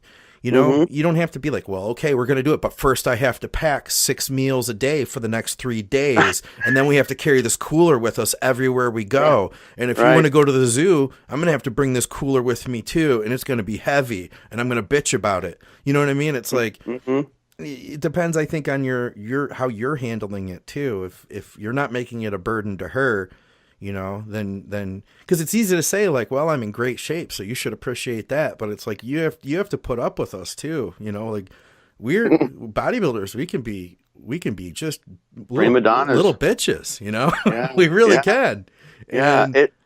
It's interesting. Like one example that some people might be thinking about that's sort of akin to this is I'm thinking kind of it could go either direction, but men who are in the military who might get stationed, and or even like my dad was an example. He was a physician. He was on call a lot. Yeah. So he worked really long hours, and part of his life's mission, for much of his life was to be a physician. So, 4th of July, he was always getting called in for firecrackers that went off in people's eyes, and he'd get called off, off the golf course, and all the time, like there's whatever it was. If he got called in, that was it. He's leaving. It doesn't matter what it is. He's going in because that's his obligation. That's his Hippocratic oath that he's taken. And military guys can be the same way, and some women are suited for that, and they know what's up, and they recognize that, and it still doesn't make it that for them that it's just easy all the time, but and sometimes that that's not a good fit. And you're right. Some bodybuilders are just like they're completely unbending, and some women might be able to be okay with that. This guy sounds like he's pretty reasonable, but again, like I said, just 3 sides to every story: hers, his, and then what actually may have happened. Yeah. But the interesting thing, you said something that's really I think important, is that if you take a woman, and this could be true for a guy as well, but usually I think this probably is more of a feminine characteristic, in that relationship in and of itself, and creating an emotional connection and an intimate bond is more of a feminine type of perspective to have on things, and not necessarily having some external fashion, or external passion. Some of it's probably cultural, in that, we put so much weight on, who you are is what your job is, and those sorts of things. Yeah. And we don't weigh as much necessarily on the fact that, at least in my opinion, I can't say it's a fact, but it's kind of pretty close to one, is that one of the things that we're wired to do is to form bonds, for the purpose of procreation. Like, so having a partner in some way, shape, or form is sort of what, biology has nurtured in us, is to be one of our primary drives. So it's an important thing.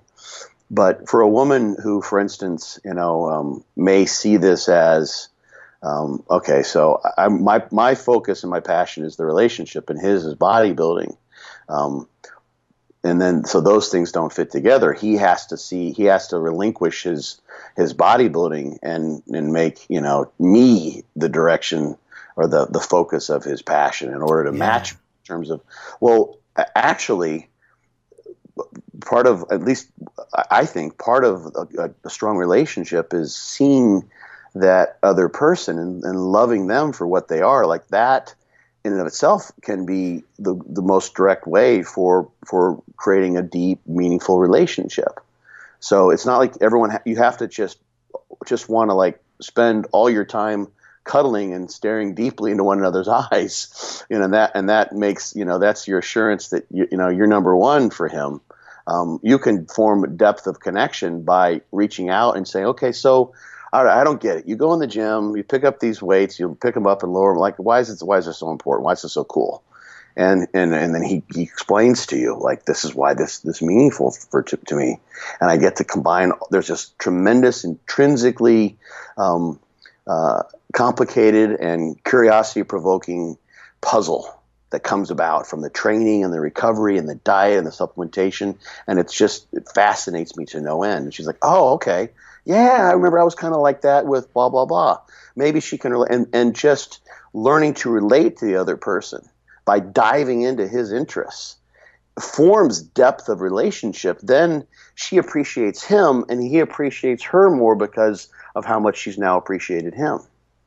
But if you're someone who maybe is a little bit more narcissistic or entitled, or maybe it's very possible that he's finding women that did not get appreciated. Maybe they're just taking a stab in the dark, but maybe there's a daddy issue of some kind where daddy didn't give enough attention to his daughter. Possible, or she was in some sort of a role where she had to constantly prove herself, or she was the dark horse or the scapegoat or what have you, then she might be seeing those things in him when he's not intending those or thinking those whatsoever. So she's like triggered to some degree, or really magnifies anything that he does that isn't directly connected to her. And she may have some work to do in that regard. And if she could get past that, again, I'm just sort of speculating here, just sort of free flowing with the ideas, but getting past that, it would be a personal growth thing for her and a way to know him better, and then a way for him to know her better. Because he would see, let's say she says, this is why I have an issue with this. Because my dad always did this to me. He's like, oh my gosh, I get it now. I understand. Well, let's talk about this more. Can you tell me, give me a week's heads up if you can with those trips that you want to take, just so I can be ready. I can go to the Fortitude Training Family Man Plan. That's what I call it, the Family Man Plan. And that's 3 days a week. That'll free me up for Saturday. We can take that trip on Saturday. I won't be training because I've done it all on Friday. We compromise. That's beautiful. I love you so much. Thank you for telling me why you were so upset by this. And she's like, oh, you're wonderful. I didn't know you'd do that for me. Well, I'd be happy to. You just got to give me a heads up. Boom, problem solved. They hug and they kiss. They have makeup sex. And, they go along their merry way. Right? Yeah. So those things can happen. You can develop, you can be really relationship focused. And just, by digging into knowing the other person and watching those interests in knowing you better become reciprocated, because you've sort of initiated the desire to connect with what that person happens to be doing that is outside of you. Yeah. So anyway, I think when you said, that example of the woman who doesn't really have a passion that matches the man's passion, or it could be the other way around. But I think you're right in that can be a common occurrence. That doesn't preclude the possibility of some real depth of connection, because she's more maybe maternal and family oriented and looking for more emotional connection, and not so oriented on projects and building stuff and being a bodybuilder or a scientist or a tinkerer, what have you. Right. Yeah. Focusing on those outside things. I could see that. Yeah. Sure. Yeah. Guys are like that. We like to build shit, and do mechanical things, and women, are a little bit differently focused oftentimes. It's weird because when I was thinking about this, I feel like all the girls that I've been attracted to do have their own thing. Like, I find that attractive when somebody who's into something, that has their own thing, versus just, the girl that's like, just, whatever. I like to, whatever, cook for my husband type thing. Mm-hmm. Which I guess I appreciate that, but yeah, I guess my main take-home point would be to look at your own role in it, right? Because he said he's picking this over and over again. Right. Like, it's not their fault if you keep on making the quote-unquote same mistake. It takes two to tango. I'm good. No, I say if you keep on ending up on the dance floor with bad dance partners, you keep on asking, the people with two left feet to dance, like, maybe you need to work on your picker. Like, why do you keep choose partners that don't dance the way you do? Okay. Yeah. There was a guy that and I've talked about this a little bit on the show before. I got him into great shape, and part of the issue was that as he got closer to his goal, his wife started getting more insecure, and he mentions that too, the people, he said that when he has a goal that he's getting close to, then a significant other will like sporadically decide, let's plan a 3-day trip that he can't prepare for. I had that happen with a guy who he was getting ready to compete, never competed before, never had good abs before, never was in great shape. And we got him into incredible shape. And his wife girlfriend had been trying to derail him all along, taunting him with treats and asking him to pick up. Oh my God. Yeah. He would work, 16 hours and then go to the gym and train and do all the cardio I asked him to do. And, then on the way home, she would call him and say, "Oh, while you're driving home, pick me up Arby's and the fries and that's horrible." Oh yeah. And so that's just awful. She never outright said that she didn't want him to, and this is his side of the story, so I don't know hers, but right at the end, we decided, you can do this, you can make this happen. And she said, well, I don't want you to get tanned by the company. I don't want those women backstage putting their hands on you and oiling you up. And it became a thing. And then it devolved from there into, well, you're going to have to pick either me or the show. And that's what she had been thinking all along. But she didn't say it until it actually was there, because there was a chance she might not have had to have said it, because maybe he would have failed. Maybe she could have got him to fail, all along, and none of it worked. You know what the root issue with that entire scenario is? Shitty communication. Yeah. She wasn't telling him how she felt. Yeah. The whole time. And I think too, there's got to be, you're right, because, well, I don't know. I feel like he knew that she was trying to do it at a certain point, and maybe I don't know what his job is, right? But maybe part of his job is to recognize that and to be able to be like, well, okay, so she needs something she's not getting from me, and maybe that's the reassurance that I'm not gonna up and leave her because I got abs, Oh, I wasn't saying just she was a shitty communicator. Oh yeah, both ways. Like, right. Yeah. Like if he had recognized that, then it would have been great communication to say, hey, honey, I have the sense there's some things you've been doing that kind of suggest to me that you're not really too keen on this whole show thing. Like, let's talk about this. I want to let you know you're a priority, and this is something I like to do, but I don't want you. There's no reason for you to suffer along, and just broach the topic, and that would be nice. And of course, even if she wasn't, as it turned out, she was, but even if she weren't, trying to sabotage him with the Arby's thing. It's still kind of insensitive. Oh, yeah. It's like, that's not a great thing to do. Yeah. Walk him past buffets and watch him wipe the saliva off his chin. Yeah, there's something nice. Too. Like, he got with her before he got into all of this. Our listener here got into this got into these relationships obviously after he was already into training. So they signed up. They signed up knowing who he was. It's not as if he changed and started doing this, Yeah, you're right. That's another. And who knows? Maybe. Well, who knows exactly what situations are? He may have got in those relationships when he was lifting, and then he started the diet down, and then once he maybe some of that, maybe that's a theme that he hadn't considered or just didn't put in the question. There's a consistent pattern of him getting in shape, and maybe those goals were like getting on stage or getting to single % body fat that was threatening. That's so common. I know you've seen that before. Women will start to diet down and they start getting more attention, and the guy hasn't done that, and that can crumble relationships. Yeah, absolutely. Yeah, because there's actually some literature out there, like on how people end up finding partners, or there's usually some kind of commensurate level of attractiveness. Yeah, ends up being the sweet spot. So sometimes you'll see kind of bizarre situations where you're like God, he's so good looking, why is he with her, quote unquote, or the other way around.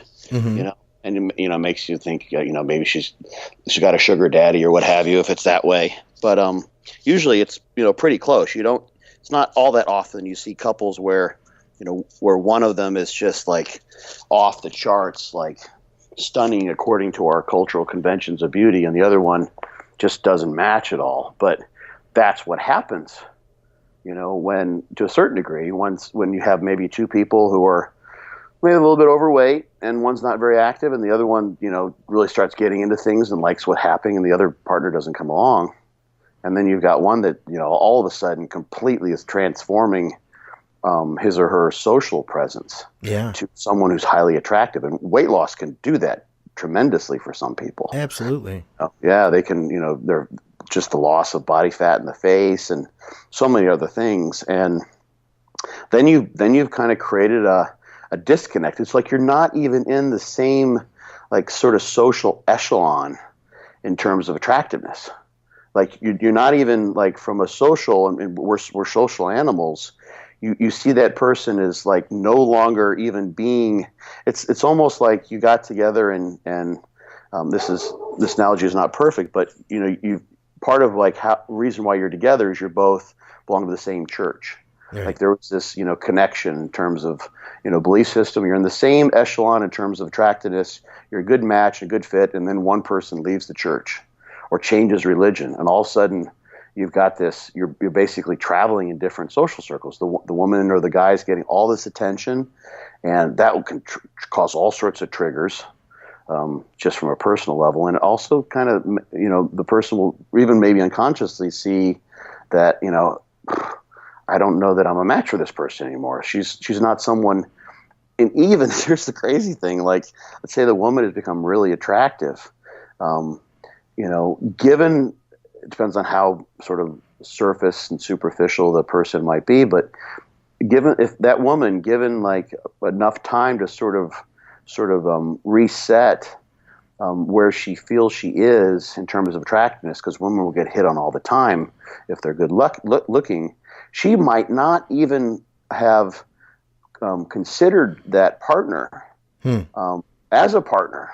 Yeah, perhaps if they were coming together, and he may recognize that. It's like, she wouldn't have given me the time of day looking the way she does now. Oh, yeah. I feel really uncomfortable about this, and of course, that can lead to all sorts of cheating and that kind of stuff. That's a common thing, but that's a huge, huge deal when I've seen this so many times over the year when one partner doesn't tag along, the jealousy, and it's really a sad thing too when the partner who doesn't make those changes will drag the other one back. Yeah. They get really fit and they're really happy, and they have to sort of choose. It's either me. It's either the relationship or you feeling good about yourself. And even it can be when people they're not going to stray from the relationship, and they look good. They can't help it if without any, prompting on their end, they've got guys that are hitting on a woman. Yeah. It's like, I can't help it. You've got a hot wife. You should be happy, right? I'm attractive, but that doesn't always work out. And it's just sort of sad when you see that, someone falls off or gets drug off their fitness wagon because of that scenario, kind of drugged back down. So that'd be a good one for you and Paul Carter to talk about the dynamics of relationships and fitness. Oh, this is what we talk about all the time. That's why I said, we just hit record. I don't have to say anything. You guys just go. That's what he said. Like, when we were talking about getting together, it's like, we'll just like sit down, press record, and just have one of our regular conversations, and people would probably love it. There you go. Ladies and gentlemen, Paul Carter, Dr. Scott Stevenson, boom, go. Right. And then I just go and I make a sandwich.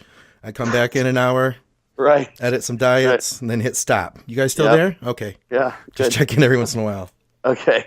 All the equipment's still on. No power outages. We're good to go. Good. So what do you got going on today?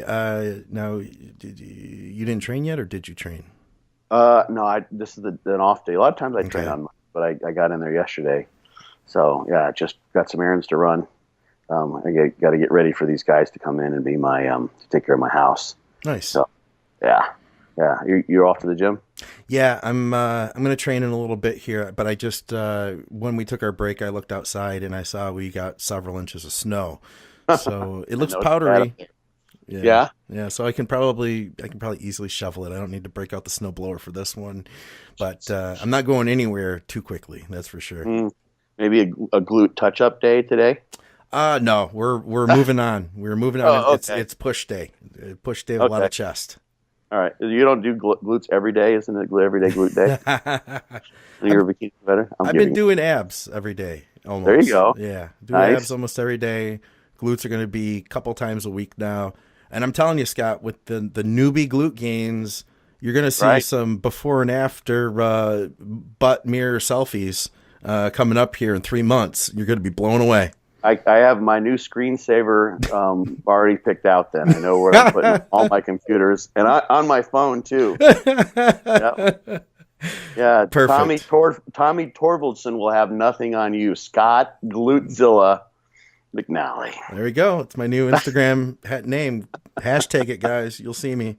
Glutezilla. That's what he was. You know who Tommy Torvaldson is? I know. I don't. Oh, okay. Yeah, people can Google him. He was a Norwegian guy. I think he was from Norway, Scandinavian at least. And yeah, just striated glutes from top to bottom, badass, and just big glutes too. No So yeah, kidding. I used to call him Glutezilla. No kidding. Yeah. All right. He's a cool guy. Well, let's get out of here, guys. Of course, go to fortitudetraining.net. Check out byobbcoach.com. Pick up Scott's book. You can get the hardcover at Amazon or Barnes & Noble if you're international. Guys, this show has been brought to you by TrueNutrition.com. You can use our code ADVICES at checkout to help support the show and let them know that you're listening. We appreciate it. And Scott, I appreciate you. Thanks for being with me, man. Thanks as always. This was fun every time. Absolutely. I look forward to it. Yes, me too, brother. Guys, for another episode of Muscle Minds with Dr. Scott Stevenson, I'm Scott McNally. We will see you soon. Adios. Stronger, faster. Steve Austin, faster. Be that man. Better than he was before.